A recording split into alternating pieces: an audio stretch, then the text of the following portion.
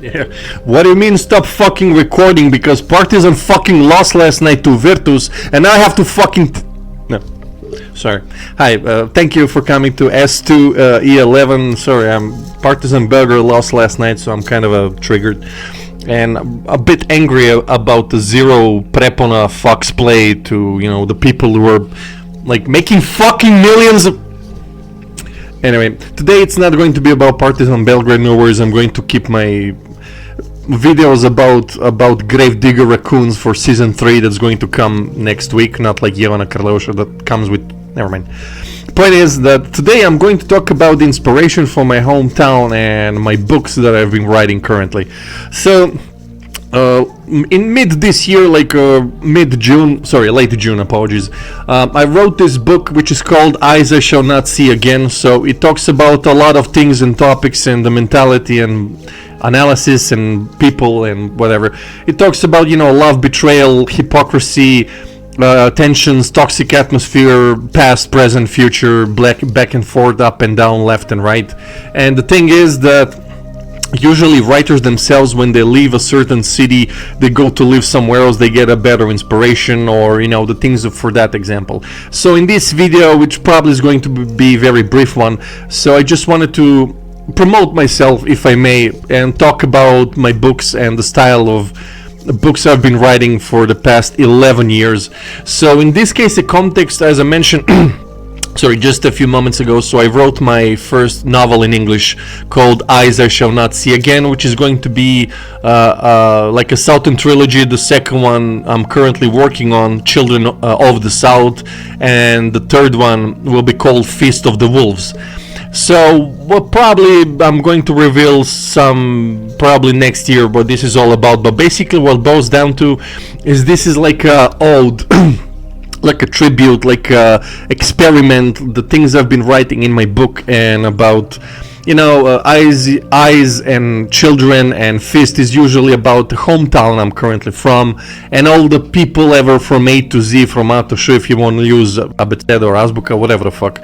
And in this context, so I've decided to, inspire myself to write about these things.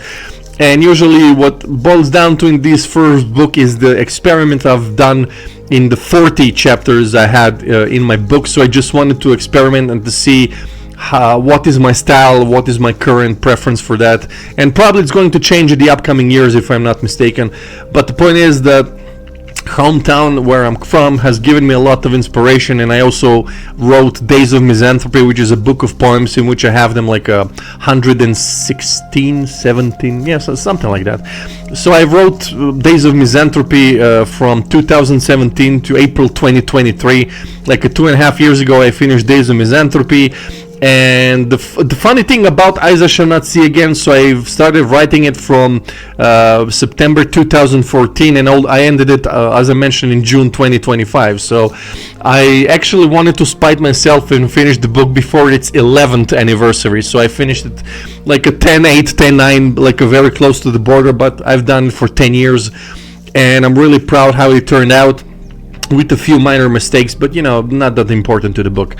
But I have to say that it has been like a very long road. As I mentioned, I've been doing writing for 11 years now, and I've wrote a couple of interesting things in it. So as I mentioned, the first thing I wrote, if I'm not mistaken, in that period was Room 017, and after that it followed Bereaved and Broken. So in that case, the context, so I've written like, and also Sutton, or like a Sundusk. It's a science fiction, like a Lord of the Rings atmosphere and stuff like that. But point is that it has taken me a lot to write, because I'm still growing as a writer, and probably writers grow themselves as they grow old, or when with the experience. And I'm still growing in a lot of areas when it comes to the literature itself. So, but I still consider I have to improve, and I still have to remove some of the child illnesses that the writers have themselves when they're writing a novel, a story, a short book, whatever the fuck, novella, you want to call it whatever you want to call it. But the point is that it's funny that if there hadn't been like a one singular event back in 11 years ago, like certain situations and certain tensions and certain hears and say and back and forths had not been there, I wouldn't have been even able to write this first book. And this entire trilogy I just mentioned a few moments ago, the Southern trilogy, is going to reflect that time period and mostly the mentality of the Sorabendia people and all in it in those 3 books. And I'm going to show like the darker aspects, as I've been interested in writing the darker aspects of it. So in this book, as I mentioned, with Eyes, it talks about a group of characters who are trying to find themselves in the hometown they are currently living in, with their plans for the future, contemplating about past, trying to live in the present, and with stuff like that. So without spoiling too much, I think you guys are probably going to enjoy this book, as other 2 in the close and distant future. I'm just going to work my ass off, but I have to, manifesting as well.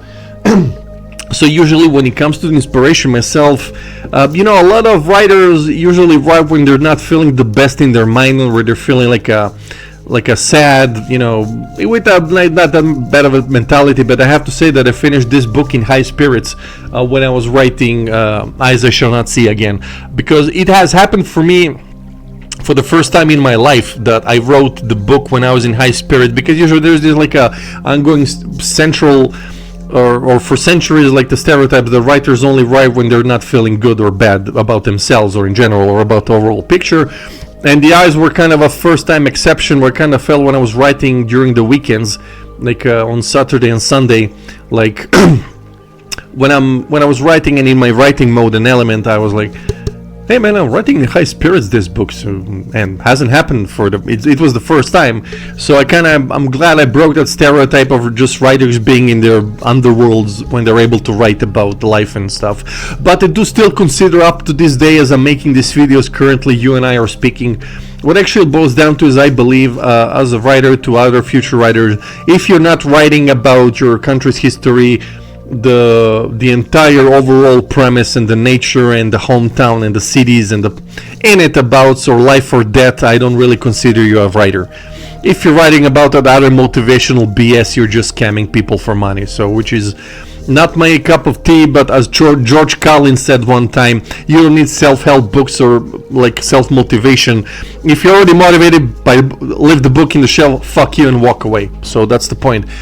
But But I believe at the end of the day, it's more important about how writer feels about when he presents the scenes and the names of the chapters and stuff like that. So usually it has taken me a while to find my certain style, and it's important for a writer to find the style when he's writing about like a certain character, scenes, chapters, or positions, or past, present, future combination, however he want to write it. Because writing in general usually boils down to, it's the way you want to develop or grow yourself, or having a style.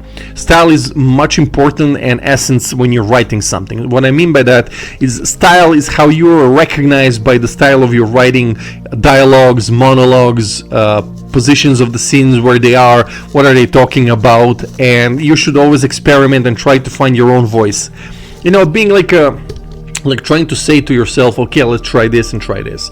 Now, the style of writing, it's kind of a bit specific. So writers, the higher ones, love to say, you have to write trash, and then from trash to make a good blah blah. But usually I know what I want in my head. It's just I don't want to be trash.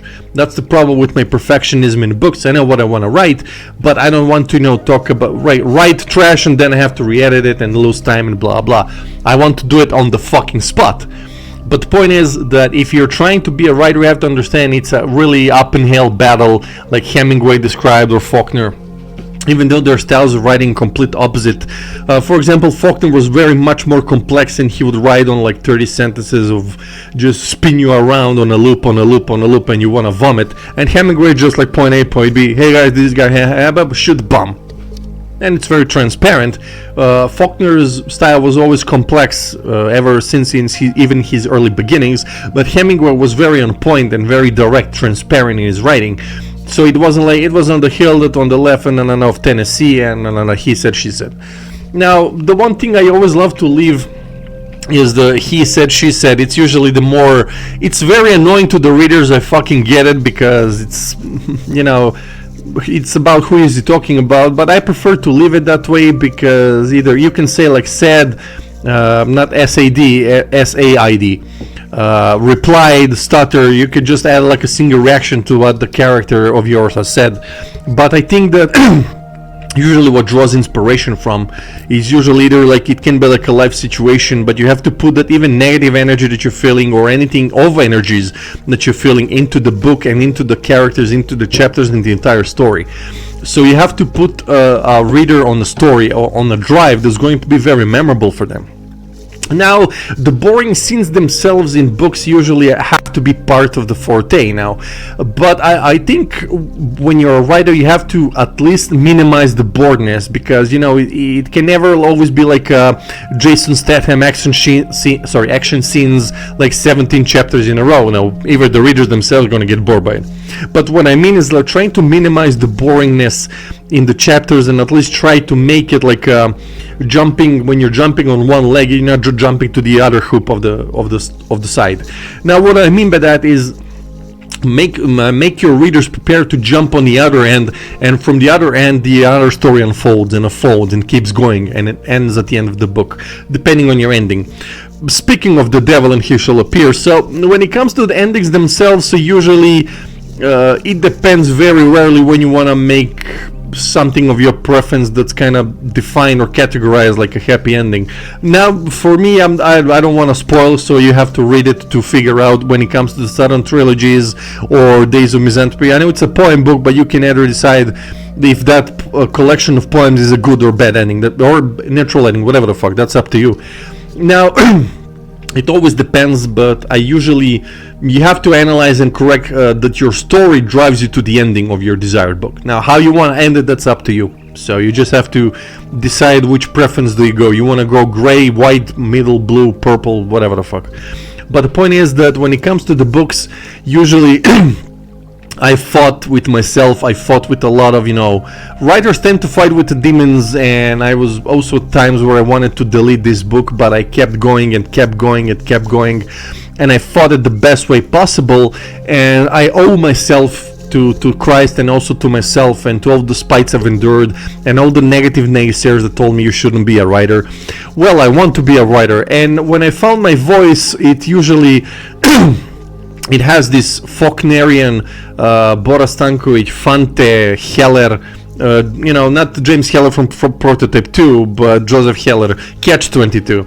So all those writers I just mentioned, including with Hermann Hesse, Friedrich Nietzsche, Dostoevsky, Albert Camus, Jean-Paul Sartre, Ivo Andrić, Mesha Selimovic, Borisov Pekic, all those just mentioned, even I'm probably have forgotten some, which I apologize in advance, but my point is trying to make with all these writers I just mentioned a few seconds ago, all of them have shaped me into becoming a writer with all their styles. I'm not copying anyone's style.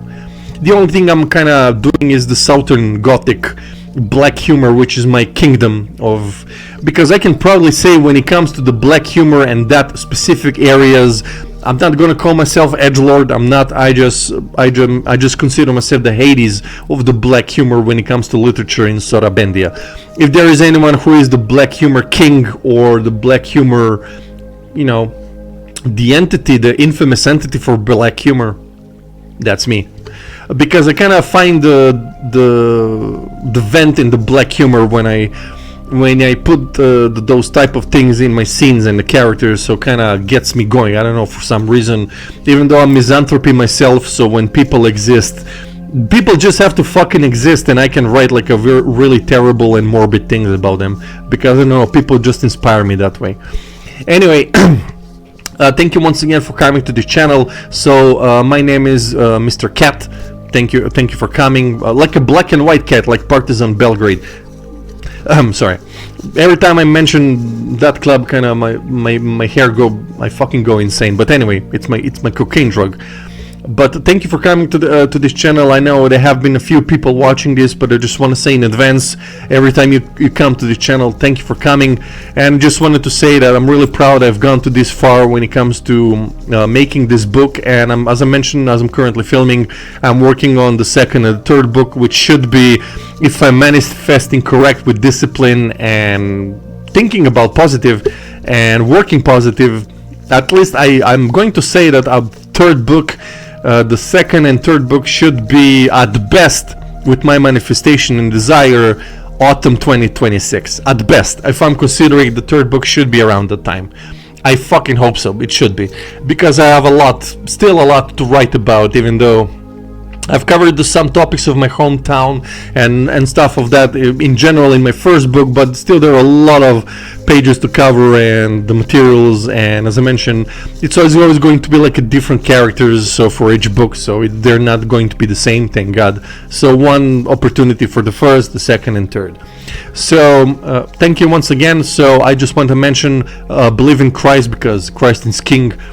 Become straight edge, fuck the government, fuck Kosta Mijailovic, and I regret that Velja Nevolja didn't put him into a blender and turn him into a burger from Pregalnica.